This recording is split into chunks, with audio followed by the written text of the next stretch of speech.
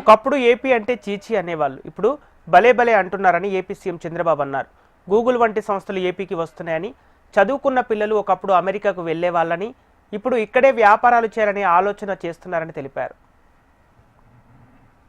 AP అంటే చీచీ అనేవాళ్ళు, ఇప్పుడు ఏపీ అంటే భలే భలే అనే పరిస్థితికి వచ్చారు. ఇప్పుడే మీరు చూశారు, రిలయన్స్ మొదలుకొని అందరూ క్యూ కట్టే పరిస్థితికి వచ్చారంటే ఇప్పుడు స్పీడ్ ఆఫ్ డూయింగ్ బిజినెస్ అని సెప్టెంబర్ లో ప్రారంభించిన ఫ్యాక్టరీని ఫిబ్రవరిలో ఇనాగరేషన్ చేస్తున్నారంటే అది ఈ ప్రభుత్వ విధానం అని మరొక్కసారి మీ అందరికీ విజ్ఞప్తి చేస్తున్నా.